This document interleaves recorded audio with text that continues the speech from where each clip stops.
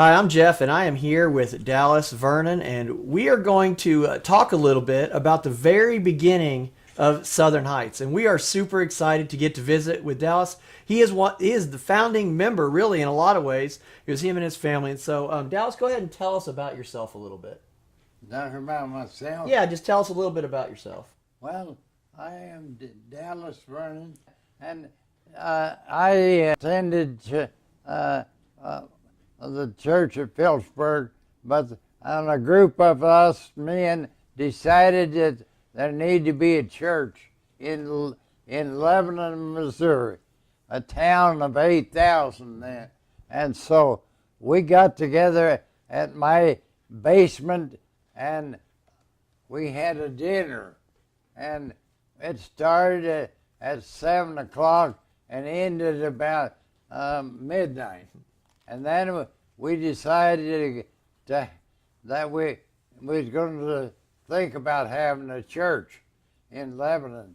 We met again in 2 weeks. We set May 3rd as the time when we was going to have a church in Lebanon.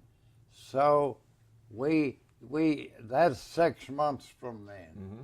So we worked. We had to find a place to worship, and so we looked and looked and looked to have a crusade.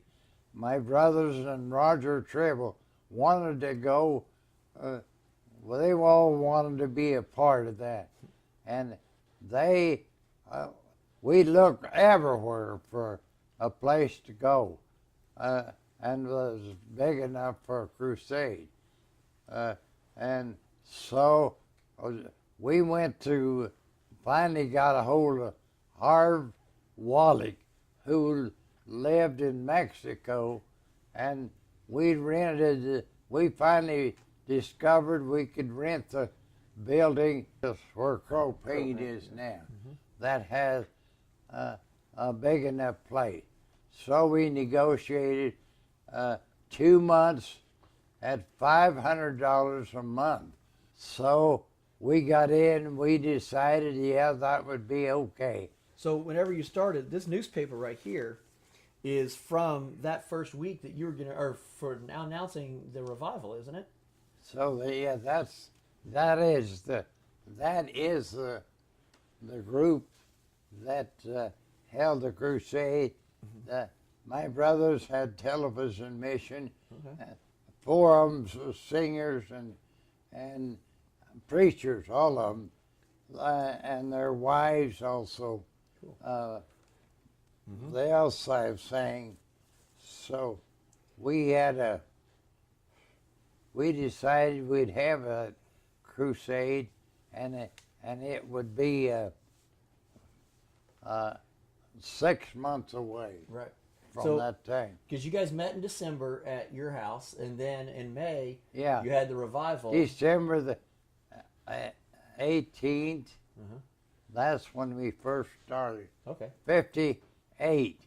Yeah. And by the time then 59, is when the church really started. Yeah. And so if you find that interesting, I don't know if the camera will pick that up. Yeah, it's this was in the newspaper the week whenever the revival was about to start, to invite everybody in town to come and get a chance to be part of the revival. And because the Vernon brothers and Dallas and everybody were local, lots of people were interested and showed up to help get the church started and off the ground. From what I understand, so it was 2 weeks long, right? The revival? Yeah. And then that middle of it, the Sunday in between the 2 weeks, is when the church first started their first service, right? Yes. Okay. Yeah. Yes. You have some pictures and some things you want to show us there? There is a picture of where the crusade was held. So this is the now it's Crow Paint. We rented. That was the Detroit Tool furnished everything in there. but we worked hard painting, cleaning that up. There was people working every night. So Detroit Tool was a big part of the church getting started. It was all the help that Yeah, they gave. George Huh? Detroit Tool had a big part in doing that. That's cool. We had to carry in chairs from everywhere for that crusade when it started. Yeah, if you look at the picture, you can see the chairs are a little mismatched. They had to get them from all over town and bring them in each time for the evening. Here's an interesting picture. Okay. Shows the breaking of ground for the future church. Where we're at right now, right? Where the church is at. Here is the groundbreaking for the church for where we're at right now before the building was built. They were renting downtown for a little while until they were able to put up the first building. Here's a picture of Christian Standard Okay. with many elders and deacons. Okay. And The Christian Standard even had the beginning of the church with some of the leaders on the front of it. That's pretty neat. So, 44 preachers walked down the aisle on the first night of that crusade. 44 decisions were made that first night? Yeah. Okay. And so this right here, the picture you gave me a little while ago, this picture is a picture of the very first building. It's what we currently call the Fellowship Hall with a couple of the classrooms over there. And this is what they were groundbreaking for. This was the first building that was put up. And it was built in what year? Do you remember what year the first building was done? Do you remember whenever you guys finished this? Was that 62, 63, something like that maybe? Well, I'm not sure what that was. you can't see this, but it was 5 acres, cost $600 an acre. Okay. So it was about 1960. Is what it said. 1960. Yeah, and then 66 you added in some more classrooms. And we sold bonds Okay. Sold bonds to to build the first finance building. the Yeah. first building. And the classroom edition was interesting. Well, first edition was 1966, Uh-huh. and it cost $20,000. Okay. And we sold bonds Mm-hmm. for that. And then the current building, we also, it cost $171,000, and we sold bonds for that. And that's the current worship center right now, and all the rest of the children's area is the final piece that was built, and that was finished about 73, 74 in that time frame, as well as the church continued to grow.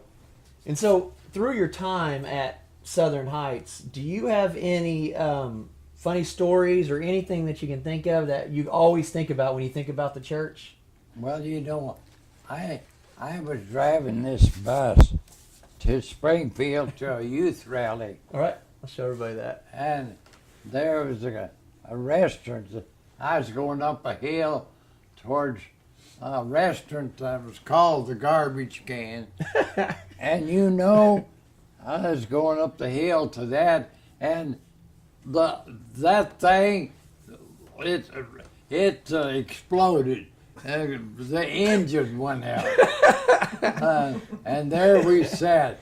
But that is interesting that we were at the building that was called the Garbage Can. It was a restaurant. So you were driving a garbage can to the garbage can, basically, by the time it was there. Yes. It blew up. That's awesome. That's great. So, you know, through the years, you've met lots of people, you know, at the church, and you've just been a vital part of that. And lots of people are going to see this as we go forward and talk about it. Are there any people that you just want to mention that you really remember about from the church? Any names of people that you can really, you know, you think of when you think of our church, you think of some of these people? Jack Rader, yeah. Yeah. So People might be Uh, Why don't you tell us a little bit about Jack Rader? Was he one of the he had people that a helped start tire the church? shop here in town. Okay. He vulcanized tires and sold tires, and Brother Lewis Stevenson, you know, he was an electrician, and he wired all the buildings. Oh wow. But most every member or prospective member worked hard, very hard, getting that building ready for the crusade. That's awesome. And we came together on May the 3rd. May the 3rd was the very first church service for Southern Heights. Yeah. Yeah. 59. And it was not it's a little bit deceiving. We had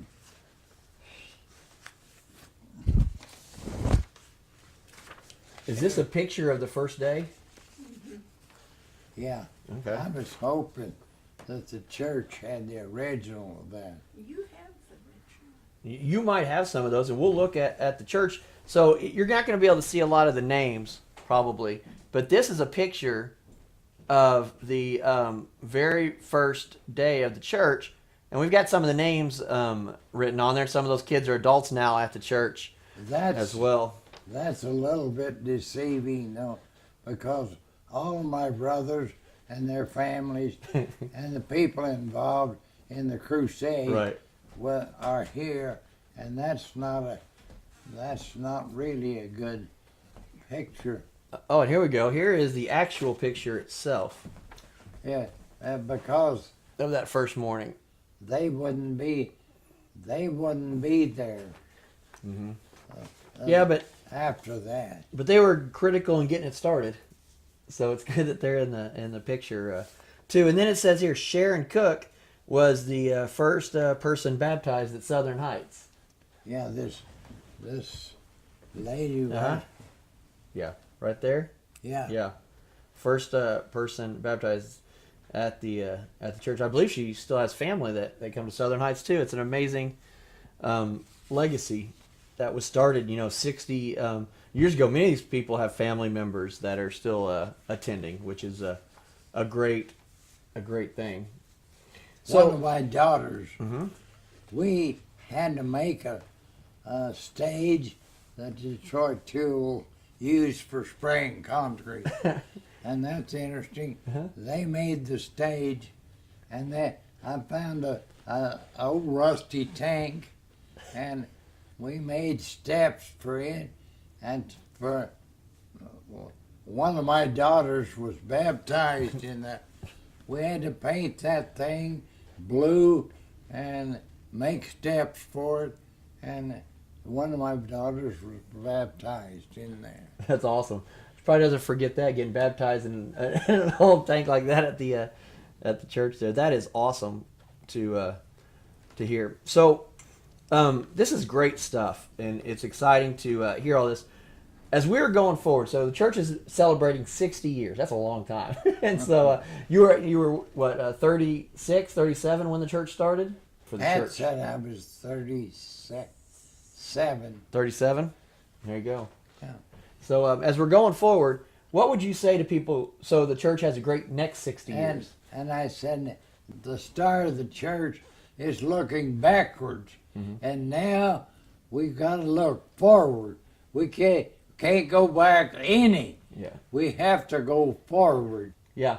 No, and that's awesome. I agree completely. The church has changed a lot of lives. I mean, like you said, the very first week of the revival, first night of the revival, 44 people came forward to make decisions for Jesus. And we've seen lots of people over the years make decisions for God because of Southern Heights' ministry. And so we're so thankful for you helping start the church, being a leader in the church for so long, and for Southern Heights' commitment to the community. And I can't agree more. Our next job is to continue to move forward and to reach people in our community as Southern Heights is making impact. It's awesome to celebrate the past, and now it's time for us to create and to reach the future.